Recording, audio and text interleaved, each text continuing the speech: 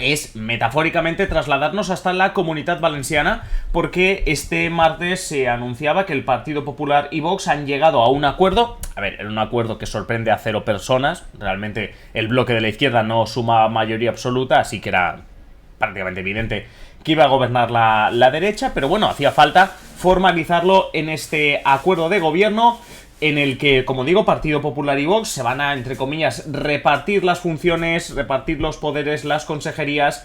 Y bueno, pues empiezo preguntándote por quizá una de las cuestiones que más, no sé, crea curiosidad, importa, que es ¿qué se queda Vox en este acuerdo? Pues bueno, ya hemos visto, de hecho, este jueves que un torero va a ser vicepresidente primero de la Generalitat Valenciana. Y es que Vox ha colocado a Vicente Barrera como número 2 del Consell presidido por el popular Carlos Mazón, según pues, el acuerdo que han anunciado este jueves.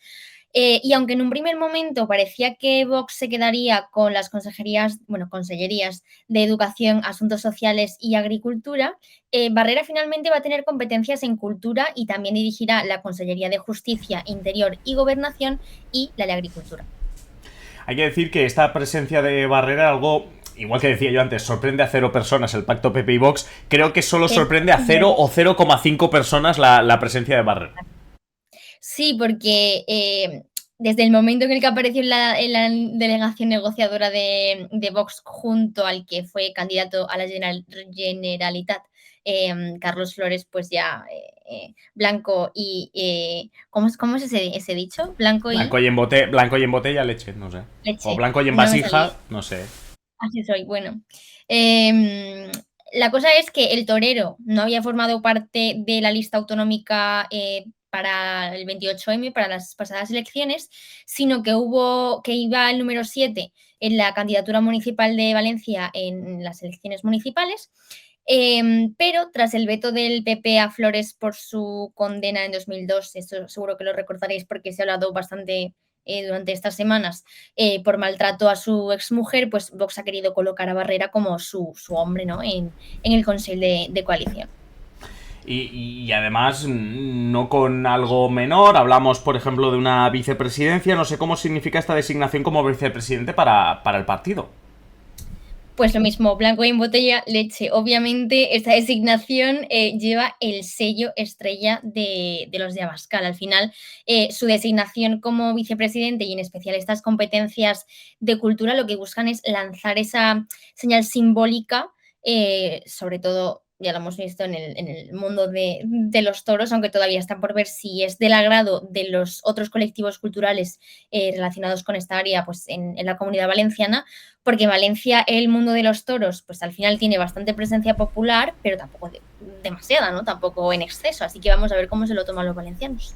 Es curioso porque a nivel político en los últimos años ha tenido mucha más presencia política en Valencia la Plaza de Toros de Valencia que no los toros. Porque la Plaza de Toros ha sido emblemática desde esa gran, bueno, pues esa reunión que hicieron en el Partido Popular en 2008, que parecía que iba a ser la caída de Mariano Rajoy y no lo fue. La batalla que hubo en Valencia en esta campaña, a ver quién llenaba más, si PSOE o Ya. PP. Es decir, la Plaza de Toros más que los toros en Valencia ha tenido su importancia. Dicho esto, volvemos a ese pacto entre Partido Popular y Vox. Una de las cosas que más ha llamado la atención es la correlación de fuerzas y lo mucho, entre comillas, que ha sacado Vox, porque el Partido Popular tiene 40 escaños en el Parlamento Valenciano, Vox se ha quedado con 13, y digamos que los analistas apuntan a que Vox ha conseguido mucho más de lo que esa relación de fuerzas le debería permitir. Eso sí, evidentemente, no nos engañemos, el Partido Popular va a ser quien lidere esa coalición y ese gobierno, y digamos que no ha regalado todo. No, no, desde luego, al final los populares se han ganado, ¿no? Como ese hueco, esa mayoría, y van a contar con 7 carteras, incluyendo obviamente pues la de la presidencia y claramente se han reservado las de más peso económicos y las más sensibles en materia de gestión, pues como puede ser educación y sanidad. El acuerdo que han firmado ambos partidos contempla la supresión del impuesto de sucesiones y donaciones y también el de patrimonio y también la derogación de las normas que atacan a la reconciliación en los asuntos históricos. ¿Esto qué quiere decir? La ley de memoria histórica valenciana. Además, también incluyen una ley integral de protección a la familia y una oficina especializada de apoyo a las víctimas de ocupación ilegal. Y en materia de educación, pues van a intentar implementar ese PIN parental tan famoso y va a desaparecer el concepto de violencia de género, que se sustituye por violencia intrafamiliar, que es un concepto que, bueno, que ya hemos visto que últimamente Sí. se usa bastante. No, y además, fíjate que empezaba yo preguntándote por lo que se queda el Partido Popular y acabamos viendo que lo que pasa es que se utilizan todos esos conceptos y toda esa retórica de Vox. El PIN parental, recordemos que es Exacto. esa oportunidad que se le da a los padres de que puedan decidir qué hace su hijo, qué no, o qué se le educa o qué no en el colegio. El tema de violencia intrafamiliar no es una iniciativa del Partido Popular, esto es una iniciativa clarísimamente de Vox, y otras cuestiones como lo que tú has dicho, sobre todo el tema de memoria histórica. Aquí sí que es verdad que el Partido Popular lleva tiempo persiguiendo también este concepto y la propia ley a nivel español. Pero oye, sobre todo, una cosa, para que veas mi capacidad para ligar todo esto, ¿no? Lo de la A violencia ver, intrafamiliar... A ver, tranquila, no te asustes. Ha habido cosas peores, he hecho cosas peores. desde luego. En peores No, plazas hemos creado. en peores plazas hemos toreado y nunca mejor dicho. No, iba a usar este concepto que decías de la violencia intrafamiliar y que hemos dicho que pertenece más a Vox que no tanto al PP, para recordar uno de los primeros sitios donde vimos eso, y fue en Castilla y León. En Castilla y León fue el primer pacto en el que Vox tiene presencia en un gobierno de coalición, en una comunidad autónoma, donde, entre otras cosas, evidentemente se empezó a usar más este concepto de la violencia intrafamiliar. Y precisamente queríamos hablar también de Castilla y León. ¿Por qué? Bueno, porque este va a ser, a falta de otros acuerdos que están por venir, este va a ser el segundo acuerdo de coalición entre el Partido Popular y Vox. El primero, como digo, fue en Castilla y León. Y si antes te preguntaba o te decía eso que decían los analistas, ¿no? De que, ostras, cuántas cosas se lleva Vox en Valencia para la correlación de fuerzas que hay. Recuérdanos un poquito qué carteras tiene Vox en Castilla y León, porque seguramente vamos a empezar a hacer como el juego del memory, vamos a empezar a ver similitudes entre uno y otro. Sí, además hay bastantes similitudes porque la ultraderecha también tiene 3 consejeros en Castilla y León.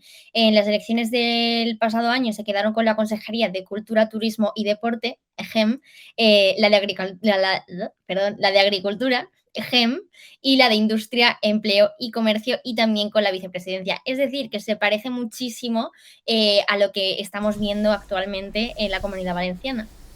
Bueno, sí, al final la lectura, no sé cómo lo ves, pero al final la lectura viene de: me voy a quedar, por supuesto, empleo, comercio y demás, porque al final también se trata... Por cierto, esto de empleo y tal también decide a quién van las ayudas de empleos y demás. Todo lo que pueda ser asuntos sociales y demás dentro de una comunidad autónoma que tiene menos competencias, etcétera, también intenta gestionarlo Vox. ¿Por qué? Porque si evidentemente una de las reclamaciones o uno de los mantras de Vox es el tema de las ayudas, los inmigrantes y tal, la mejor manera de controlarlo es quedándote estas consejerías. El tema de la cultura, PIN parental, etcétera, etcétera, lo vas a controlar a través de ahí. Y luego la agricultura, recordemos que uno de los puntos fuertes, o como mínimo donde se quiere hacer fuerte Vox, es también en el sector primario, es decir, ganaderos, etcétera, etcétera. Pues La España rural. la España rural, rascar lo máximo posible de la España rural / España vaciada, mostrarse como el único o un partido que es más próximo a las inquietudes, a las necesidades de esa España rural. Pues claro, en las pocas oportunidades que tienes hasta, por ejemplo, las elecciones generales, que serán, pues eso, Extremadura, Castilla-León, Comunidad Valenciana, porque Baleares básicamente vive de los servicios, pues ahí vamos, no creo que tenga Consellería de Agricultura Baleares, me sorprendería mucho y que alguien me corrija, pero vamos, sería interesante de ver. Sea como sea, estamos repasando o estamos comparando la Comunidad Valenciana con el pacto en Castilla y León. En Castilla y León ya hace más tiempo que tenemos ese gobierno de coalición, un gobierno de coalición que empezó, que dio el pistoletazo de salida con un pacto que ya hemos conocido esta semana también para la Comunidad Valenciana. Mi pregunta, Alba, es si se ha cumplido lo que se prometía en ese pacto. Hablamos de Castilla y León, donde han tenido más tiempo.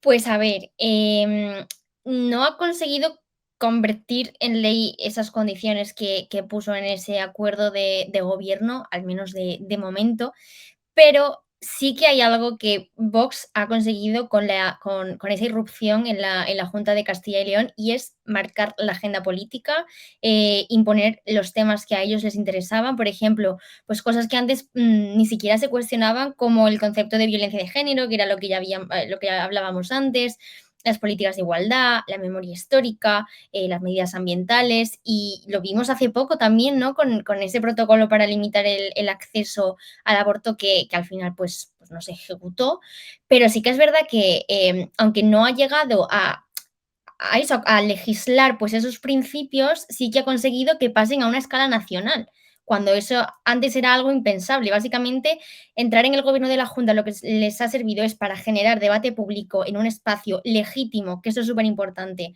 Y eso, pues, obviamente favorece que se introduzcan discursos que, como decía, parece que ya estaban completamente superados, pero de una forma completamente sin pudor, sin vergüenza de explicar, aunque vayan en contra de incluso de los derechos humanos, ¿no?